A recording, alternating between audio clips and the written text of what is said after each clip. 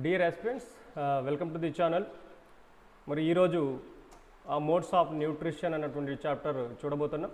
So డిఎస్కి సంబంధించినటువంటి సిలబస్లో చూస్తే 7th క్లాస్లో మనకు న్యూట్రిషన్ ఇన్ ప్లాంట్స్ అనేటువంటి టాపిక్తోను, 10th క్లాస్లో న్యూట్రిషన్ అనేటువంటి టాపిక్తోను మనకు కనిపిస్తుంది. సో ఈ రెండు కూడా కలిపేసి సో రెండిట్లో ఉన్నటువంటి కామన్ పాయింట్స్ తీసుకొని మొత్తం ఒక బిట్ కూడా మిస్ కాకుండా ఉండే విధంగా నోట్స్ అనేది తయారు చేయడం జరిగింది. ఈరోజు మనం దాని గురించి డిస్కస్ చేయబోతున్నాం. పోషణలో రకాలు చూస్తున్నాం. సో పోషణలో మనకు రెండు రకాలు కనిపిస్తాయి. పోషణలో రెండు రకాలు మనం చూడొచ్చు. ఫస్ట్ది స్వయం పోషణ, ఆటోట్రోఫిక్ న్యూట్రిషన్ అని అంటాం. స్వయం పోషణ, ఆటోట్రోఫిక్ న్యూట్రిషన్ అని అంటాం. రెండవది పరపోషణ, హెటరోట్రోఫిక్ న్యూట్రిషన్ అని అంటాం. మరి ఈరోజు ఫస్ట్ వన్ చూద్దాం. అదేంటంటే స్వయం పోషణ అనేటువంటిది చూద్దాం. ఆటోట్రోఫిక్ న్యూట్రిషన్ అంటే ఏంటి అనేటువంటిది ఈరోజు చూడబోతున్నాం. స్వయం పోషణ అంటే ఏంటంటే సరళ అకర్బన పదార్థాలను ఉపయోగించుకొని ఆహార పదార్థాలను సొంతంగా తయారు చేసుకోవడాన్ని స్వయం పోషణ అని, అటువంటి జీవులను స్వయం పోషకాలు అని అంటారు. అంటే ఆహారం కోసం ఇవి వేరే జీవులపైన ఆధారపడడం లేదు, ఆహార పదార్థాన్ని ఇవి సొంతంగా తయారు చేసుకుంటున్నాయి కాబట్టి వీటిని స్వయం పోషకాలు అని అంటారు. దీన్నే స్వయం పోషణ అని అంటారు. సో ఎగ్జాంపుల్స్ ఏంటంటే ఆకుపచ్చని మొక్కలు, గ్రీన్ ప్లాంట్స్ అని ఇచ్చాడు. సో చూద్దాం దీని గురించి. నిజంగా గ్రీన్ ప్లాంట్స్ మాత్రమే స్వయంగా ఆహారం తయారు చేసుకుంటున్నాయా లేకపోతే ఇంకా ఏమైనా ఉన్నాయనేది కూడా చూద్దాం. అంటే వేరే కలర్స్ ఉన్నటువంటి మొక్కలు కూడా ఆహారాన్ని సొంతంగా తయారు చేసుకుంటాయా లేదనేది. తర్వాత శైవలాలు, ఆల్గే. నెక్స్ట్ వచ్చి ఆకుపచ్చని కొన్ని బ్యాక్టీరియాలు ఉన్నాయి, ఆకుపచ్చ బ్యాక్టీరియాలు ఉన్నాయి, అవి కూడా సొంతంగా ఆహార పదార్థాలను తయారు చేసుకుంటాయి కాబట్టి ఇవి కూడా స్వయం పోషక జీవులే అని చెప్తాం. మరి స్వయం పోషకాలు తమకు కావలసిన శక్తిని కిరణజన్య సంయుగ క్రియ ద్వారా తయారు చేసుకుంటాయి అన్నాడు. అంటే స్వయం పోషకాలు సొంతంగా ఆహారం తయారు చేసుకుంటాయి. మరి ఏ ప్రక్రియ ద్వారా తయారు చేసుకుంటాయంటే ఆ ప్రక్రియను ఏమంటారంటే కిరణజన్య సంయోగ క్రియ అంటారు. ఫోటోసింథసిస్ అని అంటాం ఇంగ్లీష్లో. ఫోటోసింథసిస్ అంటాం. ఫోటో అంటే లైటు, సింథసిస్ అంటే తయారు చేసుకోవడం, కాంతి సమక్షంలో కాంతి సహాయంతో ఆహారాన్ని తయారు చేసుకోవడం అని అర్థం అన్నమాట. Okay, right. కేవలం ఆకుపచ్చని భాగాలు మాత్రమే కిరణజన్య సమయక్రియను జరుపుకుంటాయని ఒక శాస్త్రవేత్త చెప్పాడు. ఆయన పేరు ఏంటి అంటే ఇంజన్ హౌస్. ఇంపార్టెంట్ అంటే ఇది ఇంజన్ హౌస్. ఇది మనకు 10th క్లాస్ బుక్లో, ఓల్డ్ బుక్లో కనిపిస్తుంది. కొత్త బుక్లో ఇవన్నీ ఏం లేవండి. Okay, right. ఇవన్నీ కూడా సేకరించి రాయడం జరిగింది. కేవలం ఆకుపచ్చని భాగాలు మాత్రమే కిరణజన్య సమయక్రియ జరుపుకుంటాయని చెప్పాడు ఈయన. ఎవరైనా ఇంజన్ హౌస్. మరి కిరణజన్య సమయక్రియ అంటే ఏందో చూద్దాం. కార్బన్ డయాక్సైడ్, సో ఇది వాయువు, కార్బన్ డయాక్సైడ్, నీరు వంటి అకర్బన పదార్థాలను ఉపయోగించుకొని సూర్యకాంతి సమక్షంలో సన్లైట్, పత్రహరితం క్లోరోఫిల్ సమక్షంలో పిండి పదార్థాలను తయారు చేసే రసాయనిక చర్యను కిరణజన్య సంయోగక్రియ అని అంటారు. అంటే మనకి ఎగ్జామ్లో ఈ డెఫినేషన్స్ ఏమి అడగరు కానీ సో అంటే ఏంటో తెలుసుకోవాల్సినటువంటి అవసరం ఉంటుంది. సో కిరణజన్య సమయక్రియ, ఫోటోసింథసిస్ అంటే ఏంటో తెలుసుకుంటేనే మనకు దీనికి సంబంధించిన క్వశ్చన్లు మనం ఈజీగా ఫేస్ చేయగలుగుతాం. సో ఇక్కడ మీ డయాగ్రామ్లో చూడండి, ఫోటోసింథసిస్. సో కార్బన్ డైఆక్సైడ్ మొక్క లోపలికి తీసుకుంటా ఉంది సూర్యకాంతి సమక్షంలో, రైట్. జరిగిన తర్వాత ఆక్సిజన్ మరియు షుగర్స్ అనేవి బయటకు వస్తూ ఉన్నాయి. చూద్దాం, షుగర్స్ అంటున్నారు, కార్బోహైడ్రేట్స్ అంటున్నారు, మరి పిండి పదార్థాలు అంటున్నారు, స్టార్స్ అంటున్నారు. సో ఇవన్నీ ఏంటనేది నేను మీకు తర్వాత క్లారిటీ ఇస్తాను, మీకు క్లారిటీ వస్తుంది నెక్స్ట్, రైట్. మరి ఈ కిరణజన్య సంయోగక్రియ అనే ఈ ప్రక్రియలో స్వయం పోషకాలు బయట నుండి అకర్బన పదార్థాలైనటువంటి నీరు, కార్బన్ డైఆక్సైడ్ని తీసుకొని వాటిని ఏం చేస్తున్నాయి, ఆహార కర్మాగారాలు అని పిలువబడేటువంటి పత్రాలలో శక్తి రూపంలోకి మార్చుకుంటాయి లేదా గ్లూకోజ్గా మార్చుకుంటాయి. అంటే అకర్బన పదార్థాలు అనేటువంటి నీరు మరియు కార్బన్ డైఆక్సైడ్ అనేటువంటి వాయువుని తీసుకొని ఏం చేస్తున్నాయి, పత్రాలలో ఫుడ్ను తయారు చేసుకుంటున్నాయి. పత్రాలలో, ఎక్కడ పత్రాలు అంటే లీవ్స్లో తయారు చేసుకుంటున్నాయి కాబట్టి లీవ్స్ని ఏమంటారంటే ఆహార కర్మాగారాలు అంటారు. ఆహార కర్మాగారాలు అంటే ఫుడ్ ఫ్యాక్టరీ. ఇది ఒక ఇంపార్టెంట్ క్వశ్చనే. మొక్కలలో ఏ భాగాన్ని ఫుడ్ ఫ్యాక్టరీగా పిలుస్తారంటే పత్రాలు, లీవ్స్ని ఫుడ్ ఫ్యాక్టరీగా పిలుస్తారు. ఎందుకంటే ఇక్కడే మనకు ఫుడ్ అనేది తయారవుతుంది, గ్లూకోజ్ అనేది తయారు చేయబడుతుంది అనమాట, రైట్. ఈ శక్తిని ఏం చేస్తాయి, మొక్కలు అవసరానికి ఉపయోగించుకుంటాయి. అంటే వాటిలో జరిగేటువంటి వివిధ రకాల జీవక్రియల నిర్వహణకు మొక్కలైనటువంటివి గ్లూకోజ్ను వాడుకుంటాయి. మరి వాడుకున్న తర్వాత ఇంకా కొంచెం గ్లూకోజ్ అనేది మిగులుతుంది, ఇంకా కొంచెం ఫుడ్ అనేది మిగిలిపోతుంది. అలా మిగిలిపోయినటువంటి ఈ కార్బోహైడ్రేట్లను ప్రత్యేక భాగాలకు రవాణా చేసుకుంటాయి. రవాణా చేసుకొని ఏ రూపంలో నిల్వ చేసుకుంటాయంటే పిండి పదార్థం రూపంలో అంతర్గత శక్తిగా నిల్వ చేసుకుంటాయి. అంటే మొక్కలు ఫుడ్ను తయారు చేసుకున్నాయి, కొద్ది ఫుడ్ని వాడుకున్నాయి, ఇంకా మిగిలిపోయినటువంటి ఫుడ్ను పిండి పదార్థం రూపంలో, స్టార్చ్ రూపంలో నిల్వ చేసుకుంటాయి. ఫర్దర్ అవసరమైనప్పుడు వాడుకోవడం కోసం నిల్వ చేసుకుంటాయి అన్నమాట. రైట్, వీటి గురించి క్లారిటీ ఇస్తాను. పిండి పదార్థము, సుక్రోజు, షుగర్స్, ఇవన్నీ నెక్స్ట్ మీకు క్లారిటీ వస్తుంది. రైట్, ఈ ప్రక్రియను ఒక సమీకరణం రూపంలో, అంటే కిరణజన్య సంయోగ క్రియ ఎలా జరుగుతుందని చెప్పాము మనము. కార్బన్ డైఆక్సైడ్ నీటిని వాడుకుంటుంది. దేని సమక్షంలో అని చెప్పాము? సూర్యకాంతి మరియు పత్రహరితం, మొక్కలో ఉన్నటువంటి పత్రహరితం సమక్షంలో జరిగి కార్బోహైడ్రేట్స్ తయారవుతాయని చెప్పాము. మరి ఈ ప్రక్రియను ఒక సమీకరణం లాగా రాశాడు ఒక శాస్త్రవేత్త. ఆయన పేరు ఏంటంటే సిబి వాన్ నెయిల్ అనేటువంటి శాస్త్రవేత్త. ఇన్ ద ఇయర్ 1931, 1931లో ఈయన ఒక సమీకరణం రూపంలో కిరణజన్య సంయోగక్రియని వివరించేటువంటి ప్రయత్నం చేశారు. దీనికి సంక్షిప్తంగా ఒక సమీకరణం కూడా చేశారు ఆయన. బేసిక్ ఈక్వేషన్ అంటాం. బేసిక్ ఈక్వేషన్ కూడా ఇచ్చారు ఆయన. ఏమి ఇచ్చారంటే చూడండి, CO2 చెప్పాం కదా, కార్బన్ డైఆక్సైడ్ తీసుకుంటుంది, అదేవిధంగా నీరు. సో 2 అణువుల నీరు తీసుకుంది. ఇక్కడ H2O అంటే నీరండి, CO2 అంటే కార్బన్ డైఆక్సైడ్. ఇది ఫార్ములా, కెమికల్ ఫార్ములా. ఇవి నీటి యొక్క కెమికల్ ఫార్ములా H2O. ఇక్కడ 2 ఉందంటే 2 అణువుల నీరు తీసుకుంది అని అర్థం. సో ఒక అణువు కార్బన్ డైఆక్సైడ్, 2 అణువుల నీరు కలిసిపోయి మనకు CH2O అనేటువంటి కార్బోహైడ్రేట్ ఏర్పడతా ఉంది. ఇక్కడ CH2O అనేటువంటి కార్బోహైడ్రేట్ చూడండి, ఇది కార్బోహైడ్రేట్ యొక్క ప్రాథమిక ఫార్ములా, ఇది బేసిక్ ఫార్ములా, ఇది CH2O. రైట్, అదేవిధంగా ఒక అణువు నీరు, ఒక అణువు ఆక్సిజన్ కూడా ఏర్పడుతున్నాయి. H2O అంటే నీరు, O2 అంటే ఆక్సిజన్. మరి ఇదే సమీకరణాన్ని మార్పులు చేర్పులు చేసి ఈ సమీకరణాన్ని బ్యాలెన్స్ చేస్తే మనకు కింది విధంగా సమీకరణం అనేది వస్తుంది. ఇది చాలా ఇంపార్టెంట్ సమీకరణం. ఏంటంటే 6CO2 అంటే 6 అణువుల కార్బన్ డైఆక్సైడ్ ప్లస్ 12H2O 12 అణువుల వాటర్తో కలిస్తే ఏమొస్తుంది మనకు? C6H12O6 అంటే గ్లూకోజ్ అనేటువంటిది వస్తుంది. గ్లూకోజ్ యొక్క ఫార్ములా ఇది. గ్లూకోజ్ వస్తుంది, దాంతోపాటు 6O2 6 అణువుల ఆక్సిజన్ వస్తుంది, దాంతోపాటు 6 అణువుల వాటర్ కూడా వస్తుంది. రైట్, వేటి సమక్షంలో ఈ ప్రోగ్రామ్ అంతా జరుగుతూ ఉందంటే కాంతి సమక్షంలో మరియు పత్రహరితం సమక్షంలో. పత్రహరితం అనేది మొక్కలో ఉన్నటువంటి ఆకుపచ్చని వర్ణ పదార్థం. ఇది దీని గురించి కూడా మనం ఫర్దర్ చూడబోతున్నాం. రైట్, ఇక్కడ గుర్తుపెట్టుకోవాలి, 6CO2 + 12H2O gives rise to C6H12O6 + 6O2 + 6H2O అనేది గుర్తుపెట్టుకోవాలి. కాంతి మరియు పత్రహరితం సమక్షంలో ఈ ప్రోగ్రామ్ అంతా కూడా జరుగుతుంది. ఈ రసాయన చర్య మొత్తం కూడా జరుగుతూ ఉంది. చాలామంది ఈ ఈక్వేషన్ బ్యాలెన్స్ చేయడంలో చాలామంది పొరపాట్లు చేస్తుంటారు. సో దీనికి ఒక సింపుల్ ట్రిక్ చెప్తాను నేను, గుర్తుపెట్టుకోండి. ఇది ట్రిక్ మాత్రమే, ఇది నిజం కాదు, ఇది చెప్పకూడదు, కానీ మీకు గుర్తుపెట్టుకోవడం కోసం SGTల కోసం ముఖ్యంగా చెప్తున్నాను. సో మనకు అందరికీ తెలుసు, carbon dioxide plus water H2O కలిస్తే మనకేమొస్తుంది? గ్లూకోజ్ వస్తుంది, ఆక్సిజన్ వస్తుంది, నీరు వస్తుంది.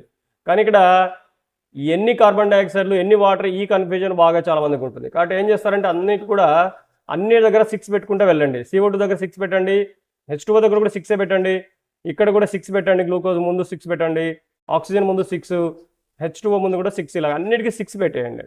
ఓకే, ఇప్పుడు ఏం చేద్దామంటే గ్లూకోజ్ దగ్గర రండి. ఇక్కడ C6 అని ఉంది, ఆల్రెడీ 6 కార్బన్స్ ఉన్నాయి కాబట్టి ఇక్కడ 6 అవసరం లేదు. ఈ 6 తీసేసి ఇక్కడ ఉన్నటువంటి 6లో కలపండి, అప్పుడు 12 అవుతుంది, 12H2O అవుతుంది.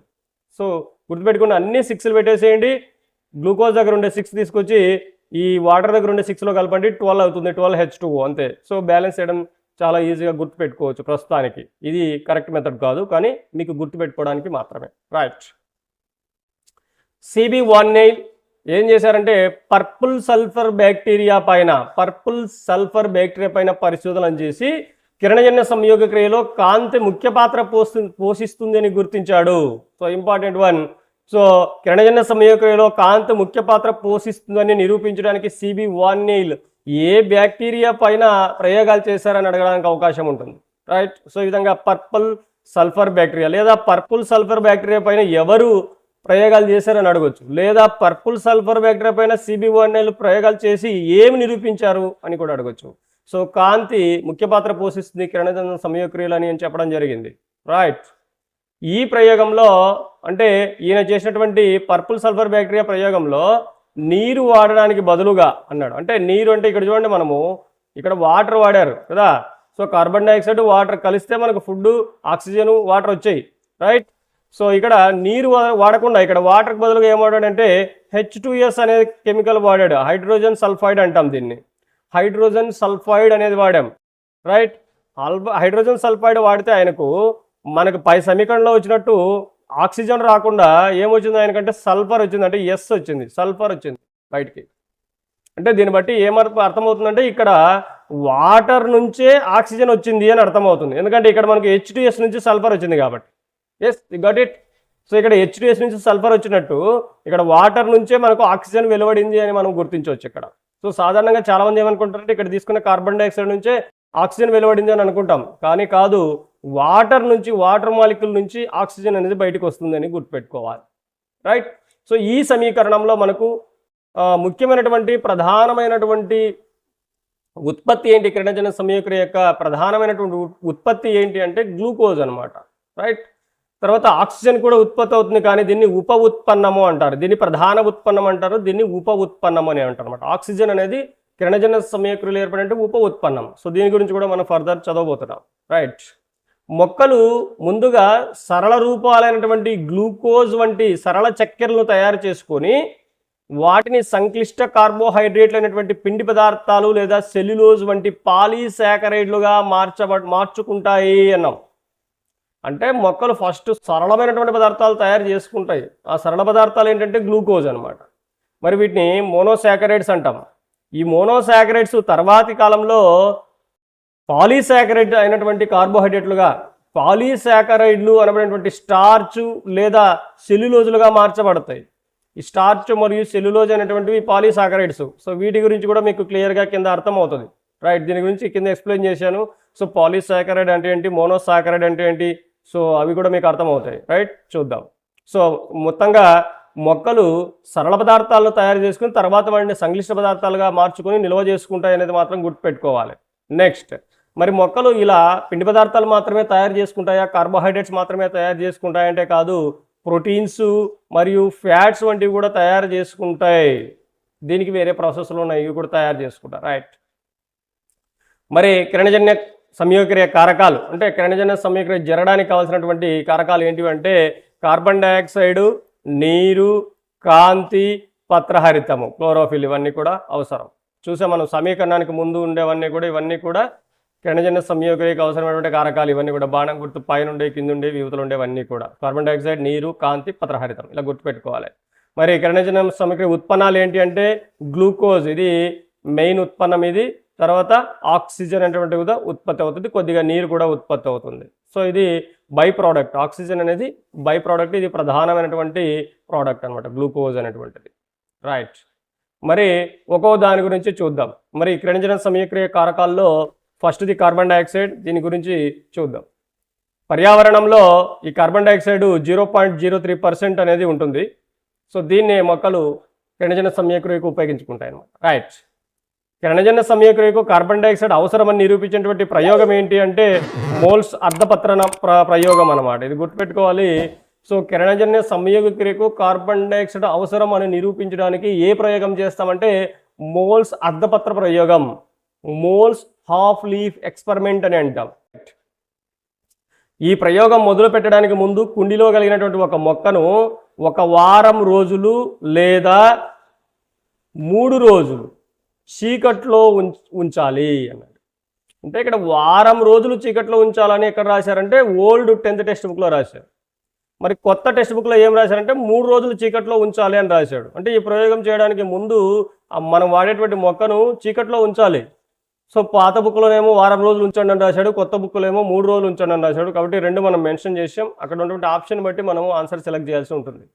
అసలు ఎందుకు చీకట్లో పెడుతున్నామంటే మొక్క ఆల్రెడీ తయారు చేసుకున్నటువంటి పిండి పదార్థాలని మొత్తంగా యూజ్ చేసేసుకుంటుంది. ఇందాక చెప్పాము మనం, మొక్కలు తయారు చేసుకున్నటువంటి పిండి పదార్థంలో కావలసినంత వాడుకొని మిగిలినటువంటి పిండి పదార్థాన్ని నిల్వ చేసుకుంటాయి పిండి పదార్థ రూపంలో, స్టార్చ్ రూపంలో అని చెప్పాం. ఆ నిల్వ చేసుకున్నటువంటి పిండి పదార్థం మొత్తం కూడా అయిపోవాలి. ఈ ప్రయోగం చేయాలంటే దాంట్లో ఉండే పిండి పదార్థం మొత్తం ఖాళీ అయిపోవాలి. సో ఇలా చీకట్లో ఉంచి పిండి పదార్థం మొత్తం ఉపయోగించుకునేలా చేస్తాం. దీన్ని ఏమంటామంటే డీస్టార్చింగ్ అంటాం. కంప్లీట్గా ఉపయోగించుకోవడం అని అంటాం, రైట్. డీస్టార్చింగ్ చేయాలి, అప్పుడే మనకు రిజల్ట్ అనేది చాలా స్పష్టంగా కనిపిస్తుంది అనమాట. ఎలా అంటే చూద్దాం. మరి ఈ ప్రయోగంలో చూడండి, మొక్కకు ఉన్నటువంటి పొడగాటి ఆకును ఏం చేస్తారంటే ఒక గ్లాస్ బాటిల్లోకి సగం ఇన్సర్ట్ చేస్తాం, సగం ఇన్సర్ట్ చేసి మొత్తము క్లోజ్ చేస్తాం, వ్యాజిలిన్తో క్లోజ్ చేస్తాం, లోపలికి ఎటువంటి గాలి వెళ్లకుండా పైన గ్రీస్ కానీ వ్యాజిలిన్ కానీ పూసేస్తాం అనమాట. రబ్బర్ కార్కి పెట్టి చుట్టూ పూసేస్తాం, లోపలికి గాలి పోకుండా చేస్తాం. మరి ఆల్రెడీ ఖాళీ గ్లాసులో కూడా కొద్దిగా గ్యాస్ అనేది ఉంటుంది, గాలి అనేది ఉంటుంది కదా, అందులో కార్బన్ డైఆక్సైడ్ కూడా ఉండొచ్చు. కాబట్టి అక్కడ కార్బన్ డైఆక్సైడ్ అనేది లేకుండా చేసి ఈ ప్రయోగం మనము చేయడం జరుగుతుంది. కాబట్టి బాటిల్లో కార్బన్ డైఆక్సైడ్ లేకుండా చేయాలంటే ఏం చేస్తామంటే ఒక కెమికల్ వాడతాం, దాని పేరు అంటే KOH అనమాట. అంటే పొటాషియం హైడ్రాక్సైడ్ అనే ద్రావణం. ఈ పొటాషియం హైడ్రాక్సైడ్ అనేటువంటి ద్రావణాన్ని గ్లాస్ బాటిల్ లోపల ఉంచుతాం. ఇది ఏం చేస్తుంది, గ్లాసులో ఉన్నటువంటి కార్బన్ డైఆక్సైడ్ మొత్తాన్ని పీల్చేసుకుంటుంది. అంటే గ్లాసులో ఇప్పుడు కార్బన్ డైఆక్సైడ్ లేదు. అంటే ఒక ప్రయోగం ఏం చేస్తున్నాం మనం ఇక్కడ, కిరణజన్య సంయోగ క్రియకు కార్బన్ డైఆక్సైడ్ అవసరమా అనే ప్రయోగం చేస్తున్నాం. మరి అది అవసరమా కాదా అని తెలియాలంటే అది లేకుండా ప్రయోగం చేయాలి. ఓకే, సో ఇక్కడ కార్బన్ డైఆక్సైడ్ లేకుండా ప్రయోగం చేస్తాం. సో ఈ మొత్తాన్ని తీసుకెళ్లి సెటప్ అంతా ఈసారి మనం ఏం చేస్తాం, సూర్యకాంతిలో పెడతాం. పెడితే ఇప్పుడు ఇక్కడ కిరణజన్య సంయోగక్రియకు అవసరమైనటువంటి పత్రహరితం ఉంది, కాంతి ఉంది, చూడండి నీరు కూడా మొక్కలో ఆల్రెడీ ఉంది. మరి ఇక్కడ లేనిది ఏంటంటే కార్బన్ డైఆక్సైడ్ లేదు, ఇక్కడ లేకుండా చేసాం కదా. సో ఇప్పుడు కిరణజన్య సంయోగక్రియ జరుగుతుందా లేదా అని పరిశీలిస్తాం. ఒక 4 గంటల సేపు ఎండలో పెట్టిన తర్వాత ఈ ఎక్విప్మెంట్ అంతా, ఈ గ్లాస్ బాటిల్ తీసేసి ఈ ఆకును మనం మొక్క నుంచి రిమూవ్ చేసి ఏం చేస్తాం, స్టార్చ్ టెస్ట్ చేస్తాం, అయోడిన్ టెస్ట్ చేస్తాం. అప్పుడు మనకు ఈ బాటిల్ లోపల ఉన్నటువంటి భాగం అంతా కూడా బ్లూ బ్లాక్ కలర్లోకి మారదు. ఎందుకు మారలేదు అంటే అక్కడ ఫోటోసింథసిస్ జరగలేదు, కిరణజన్య సంయోగక్రియ జరగలేదు, కాబట్టి పిండి పదార్థాలు తయారవ్వలేదు అక్కడ.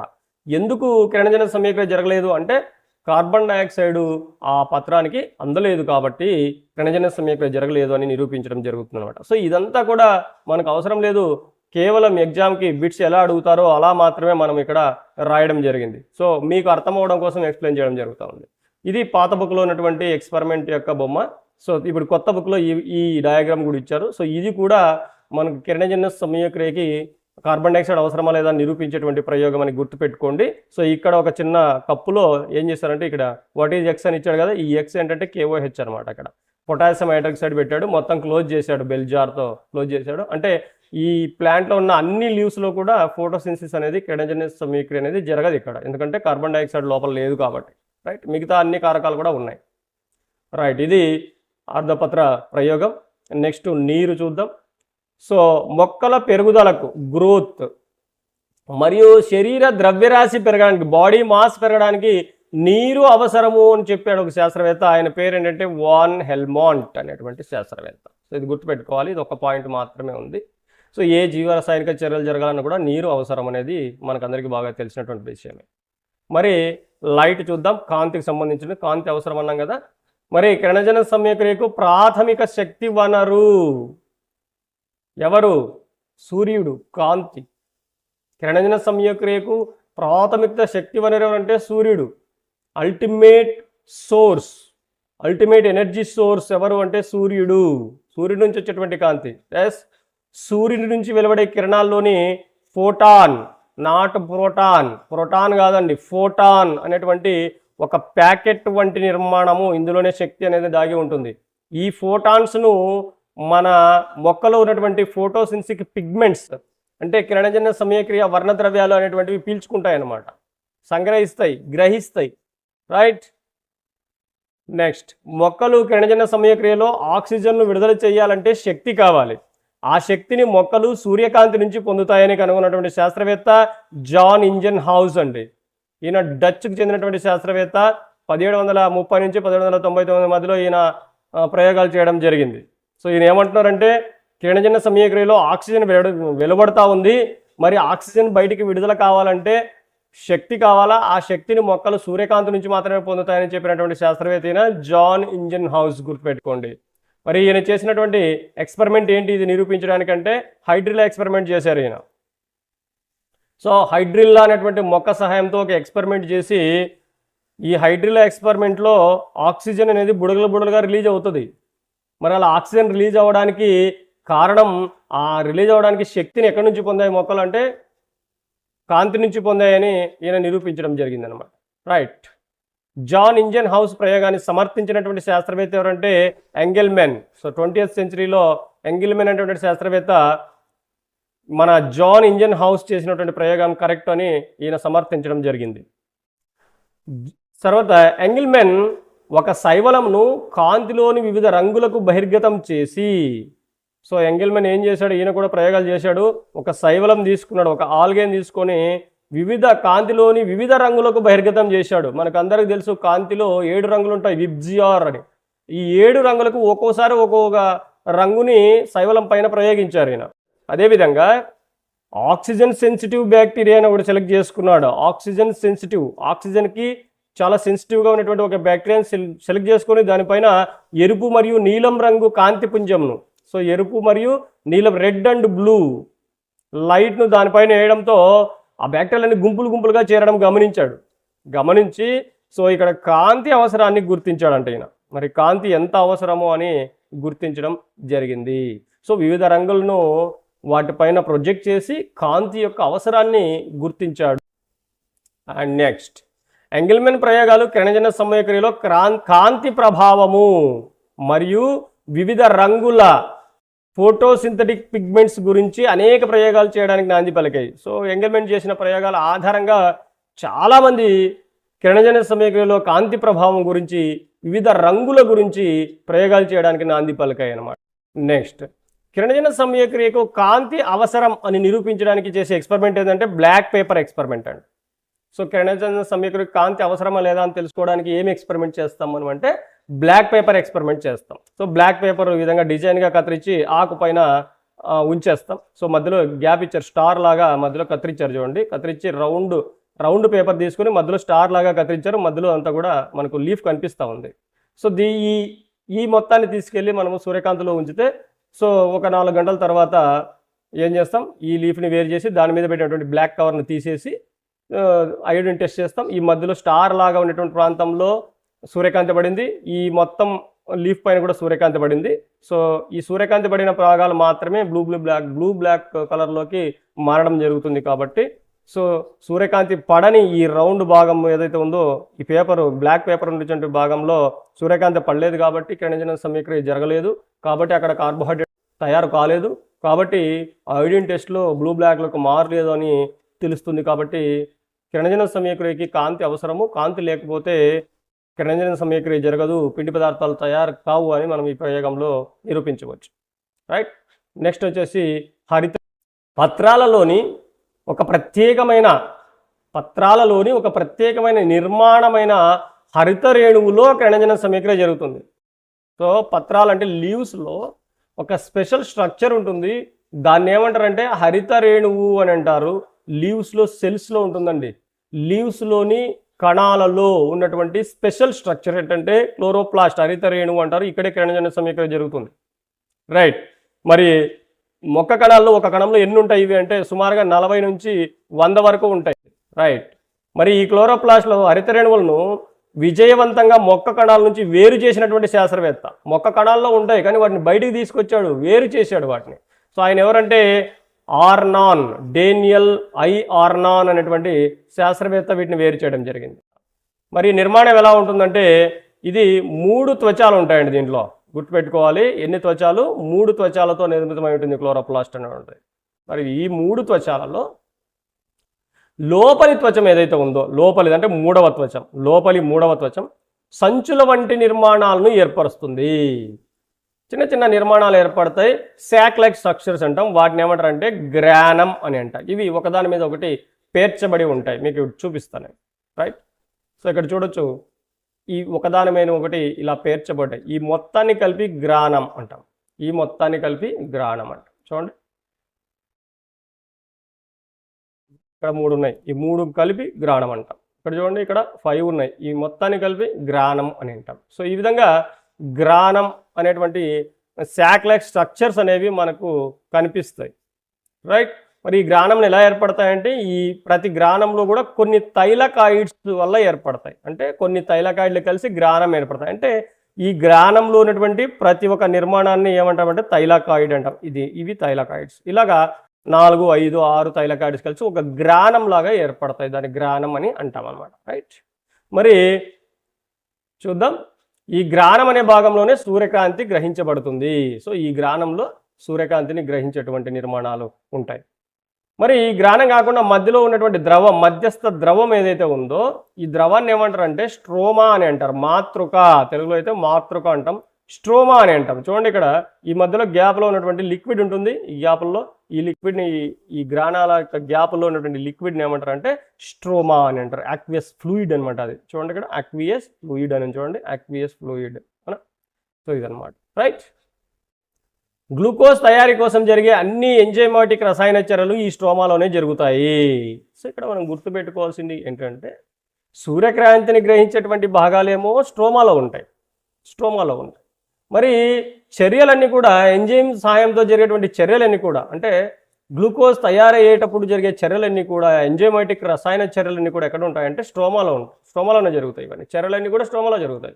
కాంతిని గ్రహించేది మాత్రం గ్రానాలో, చర్యలు జరిగేది మాత్రం స్ట్రోమాలో, రైట్. హరితరేణువులో ఉండి కిరణజన సమక్రియ జరగడానికి అవసరమయ్యే సూర్యకాంతిని గ్రహించే వర్ణద్రవ్యాలను ఫోటోసింథటిక్ పిగ్మెంట్స్ అని అంటారు. మరి ఇందాక చెప్పాం కాంతిని గ్రాణాలో గ్రహించబడుతుంది కాంతి అని చెప్పాము. మరి ఆ గ్రాణాలోనే ఫోటోసింథటిక్ పిగ్మెంట్స్ అనేవి ఉంటాయి, అంటే ఇవే కాంతిని గ్రహిస్తాయి, రైట్. మరి ప్రతి గ్రాణాలో క్లోరోఫిల్ ఉంటాయి, కెరోటినాయిడ్స్ ఉంటాయి, తర్వాత ఫైకోబిలిన్స్ ఉంటాయి. చూడండి, మనము క్లోరోఫిల్ మాత్రమే ఉంటుందని చదువుకుంటాం, పత్రహరితం మాత్రమే ఉంటుంది అనుకుంటుంటాం. కానీ పత్రహరితం మాత్రమే కాదు, క్లోరోఫిల్ మాత్రమే కాదు, ఆకుపచ్చగా ఉండే క్లోరోఫిల్ మాత్రమే కాదు, వాటితో పాటు వివిధ రంగులు కలిగినటువంటి కెరోటినాయిడ్స్, ఫైకోబిలిన్స్ అనేటువంటి ఇతర వర్ణద్రవ్యాలు కూడా ఉంటాయి. మొత్తం ఎన్ని వర్ణద్రవ్యాలు ఉంటాయంటే 250 నుంచి 400 వర్ణద్రవ్యాలు అన్ని కలిసి ఉంటాయి అక్కడ ఒక చోటే గ్రాణాలో. గ్రాణ త్వచంలో వివిధ రకాల వర్ణద్రవ్యాలు ఉన్నాయి. ఆ వర్ణద్రవ్యాలు ఏంటి? Chlorophyll, carotenoids, phycobilins. మొత్తం ఎన్ని ఉంటాయి ఇలాంటివి అంటే 250 నుంచి 400 వర్ణద్రవ్యాలన్నీ కలిసి ఒక చోట కలిసి దేనిగా ఏర్పడతాయంటే లైట్ హార్వెస్టింగ్ కాంప్లెక్స్, అంటే కాంతిని గ్రహించేటువంటి సంక్లిష్ట పదార్థాలు సంక్లిష్టాలుగా ఏర్పడతాయి. లైట్ హార్వెస్టింగ్ కాంప్లెక్స్ అంటాం. ఒక లైటింగ్ హార్వెస్టింగ్ కాంప్లెక్స్ ఎన్ని వర్ణద్రవ్యాలు ఉంటాయంటే 250 నుంచి 400 వరకు వర్ణద్రవ్యాలు ఉంటాయి. ఏమేమి ఉంటాయి? క్లోరోఫిల్, కెరోటినాయిడ్స్, ఫైకోబిలిన్స్ ఉంటాయి, రైట్. వీటిని లైట్ హార్వెస్టింగ్ కాంప్లెక్స్ అంటారు. ఇవి లైట్ని గ్రహిస్తాయి.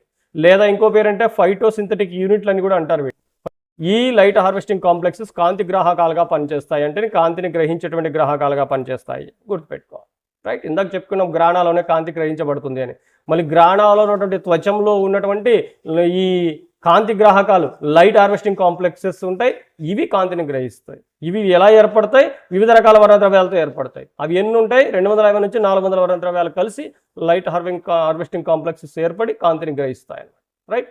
కాంతిని గ్రహించిన తర్వాత ఫర్దర్ చర్యలన్నీ కూడా స్ట్రోమాలో జరుగుతాయి, రైట్. సో ఇక్కడ మనము క్లోరోప్లాస్ట్ యొక్క స్ట్రక్చర్ని మనం చూడొచ్చు. మరి క్లోరోఫిల్ అనేది చూద్దాం. క్లోరోఫిల్ అనేటువంటిది ముఖ్యమైనటువంటి వర్ణద్రవ్యం. ఇది కిరణజన సమయక్రియలో ఉపయోగపడేటువంటి ముఖ్యమైనటువంటి వర్ణద్రవ్యం క్లోరోఫిల్, పత్రహరితం. ఇది ఎక్కడ ఉంటుంది? క్లోరోప్లాస్ట్లో, హరిత రేణువులో ఉన్నటువంటి గ్రాణాలోని త్వచాల్లో ఉంటుంది, రైట్. చూద్దాం క్లోరోఫిల్ గురించి చూద్దాం. పత్రహరితం, పెల్లిటియర్ మరియు కావెంటో. పెల్లిటియర్ అండ్ కావెంటో శాస్త్రవేత్తలు ఏం చేశారు వీళ్ళంటే, ఆకుపచ్చని పదార్థం ఏదైతే ఉందో, అంటే మనం ఇప్పుడు క్లోరోఫిల్ అని అంటున్నాము, ఆ ఆకుపచ్చని పదార్థాన్ని సేకరించి దాన్ని క్లోరోఫిల్ అని పేరు పెట్టింది వీళ్ళే. సో ఆకుపచ్చని వర్ణద్రవ్యానికి క్లోరోఫిల్ అని పేరు పెట్టినటువంటి శాస్త్రవేత్తలు ఎవరు అంటే పెల్లిటియర్ మరియు కావెంటో, రైట్. ఇది గుర్తుంచుకోవాలి, ఈ పేర్లు ఇంపార్టెంట్ అండి, Pelletier and Caventou. Next Julius von సాక్స్. సో సాక్స్ అని పిలుస్తాం సింపుల్గా. ఈయన 1883లో క్లోరోఫిల్ అనేది కణం మొత్తం విస్తరించి ఉండదు, అంటే ఇంతకుముందు అనుకునే వాళ్ళు క్లోరోఫిల్ అనేటువంటి ఆకుపచ్చని పదార్థం కణం మొత్తం ఉంటుంది, అన్ని కణాల్లో కణం మొత్తంగా వెదజల్లబడి ఉంటుంది అనుకునేవారు. కానీ ఈయన సాక్స్ అనేటువంటి శాస్త్రవేత్త వచ్చిన తర్వాత కణం మొత్తం విస్తరించి ఉండదు, అది కణంలో ఒక ప్రత్యేకమైనటువంటి కణాంగాలు ఉంటాయి, ఆ కణాంగాలనే హరితరేణువులు లేదా క్లోరోప్లాస్ట్ అని అంటారు, వాటిలో ఉంటుందని చెప్పారు.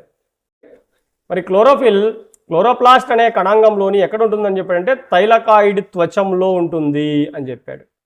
ఇందాక చెప్పాం గ్రాణాలు అని, అంటే గ్రాణ వేటితో తయారవుతుంది? తైలకాయిడ్లతో. సో ప్రతి తైలకాయిడ్ త్వచంలో కూడా క్లోరోఫిల్ ఉంటుంది అన్నమాట. ప్రతి తైలకాయిడ్ త్వచంలో కూడా క్లోరోఫిల్ ఉంటుంది. అన్ని తైలకాయిడ్లన్నీ ఒకదానిపైన ఒకటి పేర్చబడి గ్రాణ అనేది తయారవుతుంది. సో ఈ గ్రాణాలో అనేక తైలకాయిడ్లు ఉంటాయి, ప్రతి తైలకాయిడ్ త్వచంలో కూడా క్లోరోఫిల్ అనేది ఖచ్చితంగా ఉంటుంది. వివిధ వర్ణద్రవ్యాలు కూడా అక్కడే ఉంటాయి. సో మొత్తం కలిపి మనకు ఏం ఏర్పడతాయి? లైట్ హార్వెస్టింగ్ కాంప్లెక్సెస్ని ఏర్పరుస్తాయని చెప్పాను వెళ్ళాను. రైట్. క్లోరోఫిల్ నిర్మాణంలో క్లోరోఫిల్ యొక్క స్ట్రక్చర్ మనం చూస్తే మధ్యలో మెగ్నీషియం మూలకం ఉంటుందంట. మెగ్నీషియం ఉంటుంది క్లోరోఫిల్ స్ట్రక్చర్ చూస్తే. మరి ఈ స్ట్రక్చరు దేనితో సమానంగా ఉంటుందంటే హిమోగ్లోబిన్, రక్తంలో ఉండేటువంటి హిమోగ్లోబిన్ తెలుసు కదా, రక్తం ఎర్రగా ఉండడానికి కారణం హిమోగ్లోబిన్. హిమోగ్లోబిన్లో హీమ్ అనేటువంటి నిర్మాణం ఉంటుంది. హిమోగ్లోబిన్లో హీమ్ వేరు, గ్లోబిన్ వేరు అనమాట. సో హీమ్ నిర్మాణం ఎలా ఉంటుందో సేమ్ క్లోరోఫిల్ నిర్మాణం అలాగే ఉంటుంది. అంటే chlorophyll structure is equal to him structure అనమాట.